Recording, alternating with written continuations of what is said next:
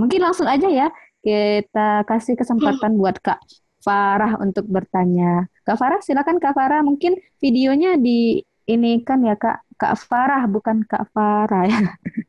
Kak Farah. Kak Farah, Iya, halo? halo. Halo. Oke, Kak Farah. Oke. Oke, selamat datang Kak Farah. Silakan Kak Farah perkenalkan diri dan pertanyaannya. Ya, Assalamualaikum warahmatullahi wabarakatuh. Waalaikumsalam. Nama aku Farah, Farah Vidya dari UIN Syarif Hidayatullah Jakarta. Kebetulan juga aku jurusannya keperawatan gitu, bergabung dengan Oh, teman-teman Mas. Nah, Kak, alhamdulillah. iya, di sini yang mau aku tanyain adalah kan yang kita tahu bahwa puskesmas itu adalah sebagai first responder kan maupun tameng pertama yang dia Hmm. apa namanya ya tangan pertama dari tim kesehatan lah untuk menjangkau masyarakat gitu kan. Nah, menurut Kak Eke itu Iya. seberapa dalam sih puskesmas ini telah mendalami SDGs itu gitu karena kan setiap tingkatan itu harus mengenal gitu kan. Sementara kemarin waktu aku praktek di Kabupaten Tangerang, puskesmasnya itu ya masih masih memegang apa namanya masih memegang yang lama gitu loh Kak. Belum apa namanya mereka itu belum terbaharui Belum dengan sistem update ya, Kak? SDGs ini. Ya belum update gitu dengan sistem SDGs ini bagaimana Kak Eke dari CISDI memandang hal itu gitu Kak. Ya, Makasih oke. Farah. Terima kasih, Iya. Kak Farah. Silakan, Jadi Kak. kalau Oke. tentang puskesmas dan SDGs, sebenarnya ini tentang makanya perlu adanya pengarus utamaan SDGs ya. Sejauh mana orang-orang tuh ngerti SDGs tuh apa sih gitu. Nah di beberapa indikatornya puskesmas juga kalau kita lihat indikator puskesmas yang tabel-tabel itu di SPM-nya, itu juga masih ada beberapa puskesmas yang masih mencantumkan MDGs gitu. Nah, cuma kalau misalkan dilihat dari sejauh mana keterlibatan puskesmasnya, tentunya sebagai gatekeeper di masyarakat, puskesmas jadi istilahnya kalau di masyarakat ya memang UKM-nya, usaha kesehatan masyarakat itu memang harus berpartisipasi aktif dalam SDGs. Walaupun secara letterlock mereka nggak tahu SDGs, tapi itu udah ada di SPM-nya. Misalkan kayak SPM itu standar pelayanan minimal ya, jadi kayak memang seminimal-minimalnya puskesmas tuh ngelakuin itu gitu. Dan masing-masing puskesmas beda. Tapi misalkan kalau kita ngelihat di UKM-nya tentang pencapaian uh, pencapaian gizi deh, misalkan untuk stunting, PJ gizi di puskesmas itu pasti ngurusin apanya, ngurusin data-datanya, terus juga ngurusin gimana caranya supaya posyandu itu bisa bekerja maksimal untuk mendeteksi gangguan pertumbuhan pada anak misalkan. Nah itu walaupun mereka secara letterlock nggak ngerti tuh SDGs itu apa, 17 goalnya itu apa, zero hunger itu apa, tapi sebenarnya mereka bekerja untuk SDGs gitu. Mungkin ya itu isunya belum sampai ke masyarakat dan juga memang ini hal yang baru. Ini hal yang baru dan juga kan namanya makanya dibuat tujuan pembangunan berkelanjutan ya. Misalnya kayak ini bule-bule banget sih SDGs gitu. Apa sih SDGs? Ya itu tujuan pembangunan berkelanjutan. Dan kalau misalkan orang-orang nggak tahu SDGs tuh ada berapa ya? 17. Oh, yang goal pertama apa ya gitu. Tapi ternyata misalkan goal pertamanya udah dimasukin ke RPJMN. Misalkan kayak angka yang goal yang kedua zero hunger itu udah masuk ke RPJMN. Nanti dari RPJMN otomatis tuh di RPJMN kesehatan otomatis tuh diturunin ke layanan-layanan kesehatan.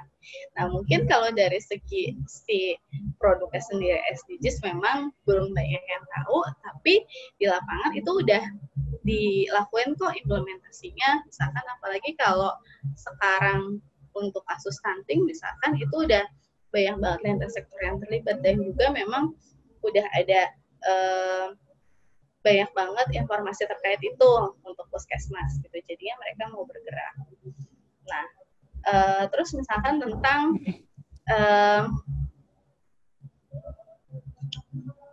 HIV/AIDS gitu, tentang tuberkulosis, walaupun mereka misalkan PJ HIV-nya tuh nggak ngerti, oh ternyata HIV itu bagian dari SDGs ya gitu, tapi mereka tetap melakukan kerja-kerja HIV, penjangkauan, terus misalkan klinik metadon dan lain-lain. Jadi ya orang-orang di puskesmas itu menurut aku pahlawan. Jadi ya mereka walaupun di tengah keterbatasan, tapi mereka masih mau untuk bekerja dan juga ya mereka nggak tahu bahwa gambar besarnya itu pekerjaan yang mereka lakuin itu diomongin di dunia di SDGs, tapi mereka orang di puskesmasnya ngelihat itu hal yang kecil. Ala gue cuma ke posyandu doang, gue cuma ngecek bidan desa doang, itu hal yang kecil. Padahal mereka itu jadi orang-orang pion-pionnya yang melaksanakan SDGs di lapangan. Gitu. Oke, Kak Farah, gimana Kak Farah dengan apa yang disampaikan oleh Kak Eke tadi? Kak Farah. Halo. Ya, Kak. Gimana, Kak? Iya, aku setuju banget sih sama Kak Eke. Bener, bener orang-orang di puskesmas itu bener-bener pahlawan, pionir-pionir kita yang bekerja sangat ekstra, terutama di daerah-daerah ya. Terima kasih Kak Eke atas penjelasannya. Oke, sama-sama Kak Farah. Oke, Kak Eke, mungkin ada lagi pertanyaan. Kalau tidak, mungkin kita cukupkan dulu sampai di sini diskusi kita pada malam hari ini. Baru join. Aduh. Jago preventif ngebahas tentang Kesmas, tapi pakai aplikasi Oke, ini. Teman-teman yang baru gabung, mohon suaranya di mute dulu ya. Oke, terima kasih juga saya ucapkan kepada semua teman-teman yang udah gabung di sini, yang mungkin gabung ada yang dari awal sampai akhir, dan ada juga yang di tengah-tengah itu udah nggak bisa lagi karena mungkin sinyalnya yang bermasalah ya, mohon maaf juga, atau karena mungkin belum terlalu paham dengan pemakaian Zoom ini ya, aplikasi ini. Nah, mungkin sebelum kita tutup, kita minta closing statement dulu deh dari Kak Eke gimana gitu. Oke, silakan Kak Eke. Oke, makasih. Jadi kalau misalkan kita lihat SDGs ini sesuatu yang besar, ternyata kita juga bisa jadi pionir SDGs, teman-teman. Jadi kalau bukan cuma di levelnya PBB, di levelnya UN itu ngomongin SDGs, tapi kita juga bisa menjadi duta SDGs. Caranya gimana? Tadi kan teman-teman udah tahu 17 goalnya, terus nanti bisa dibaca lagi indikatornya. Nah, misalnya sesimpel bahwa teman-teman mulai dari lingkungannya sendiri gitu. Jadi kayak misalkan teman-teman punya keluarga yang sedang mengandung, atau teman-teman punya kakak atau ibu yang mengandung, bisa mungkin diedukasi, misalkan diedukasi tentang pemberian FE, tablet tambah darah, terus ayo Bu cek ke puskesmas, misalkan cek ke bidan untuk antenatal care gitu. Jadi bisa dari lingkungannya teman-teman, misalkan dari lingkungan yang terdekat, keluarga, itu diedukasi lagi ya tentang kesehatan, misalkan tentang sesimpel kayak tadi SDGs yang poin tentang sanitation, itu untuk akses air bersih dan juga salah satunya untuk cuci tangan. Misalkan sesimpel teman-teman ya membudayakan cuci tangan di diri teman-teman dan lingkungan. Atau teman-teman yang kan kalau mahasiswa masih aktif-aktifnya nih ya di BEM atau kegiatan sosial yang lain, coba deh buat kampanye tentang SDGs, atau mau ambil kayaknya SDGs kegedean, aku mau ambil tentang tentang Kespro, tentang sejauh mana sebenarnya wanita itu punya hak untuk kesehatan reproduktif, misalkan tentang terus edukasi ke sekolah-sekolah buat kesehatan reproduksi dan lain-lain. Jadi semuanya bisa jadi pahlawan SDGs, nggak harus jadi anggota PBB dulu untuk nerapin SDGs, tapi teman-teman bisa kok dengan pengetahuan yang sekarang untuk membantu penerapan SDGs di Indonesia. Oke, terima kasih ya Kak Eke. Mungkin itu dari diskusi kita pada malam hari ini, teman-teman semua. Bagaimana? Apakah teman-teman udah mendapatkan ilmu baru di webinar kita pada hari ini? Silakan diketikkan di grup chatnya. Apakah sudah dapat ilmu baru atau belum gitu? Atau masih kurang rasanya ilmu-ilmu kita yang kita peroleh pada malam hari ini? Mungkin saya tutup dulu ya. Saya bisa tarik kesimpulan dari diskusi kita malam hari ini, Kak Eke, itu mungkin demi mengakhiri kemiskinan, mengurangi kesenjangan, atau juga melindungi lingkungan kita di Indonesia ini atau di daerah kita deh paling kecil gitu, di daerah tempat tinggal kita, kita harus memulainya dari diri sendiri dulu. Itu secara otomatis dengan dimulai dari diri kita, kita udah membantu dari program-program dari pemimpin dunia kita yang telah menyepakati tentang SDGs ini.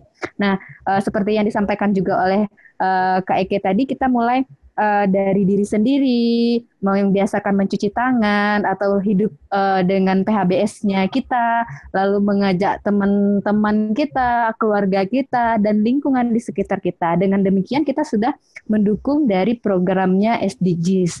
Gitu ya Kak Eke. Nah,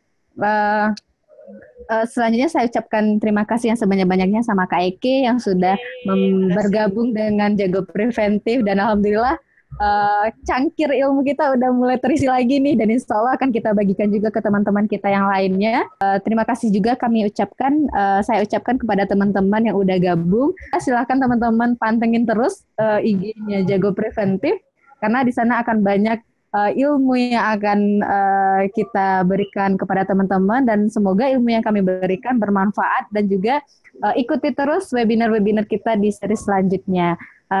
Saya sebagai moderator mengucapkan maaf kalau jika dalam diskusi kita ada terletak kesalahan. Terima kasih kepada teman-teman semua. Mbak Eke, kita akhiri webinar kita pada malam hari ini dengan membacakan Alhamdulillahirrabbilalamin. Saya tutup ya. Assalamualaikum warahmatullahi wabarakatuh. Assalamualaikum Mbak Eke. Terima kasih. Semuanya.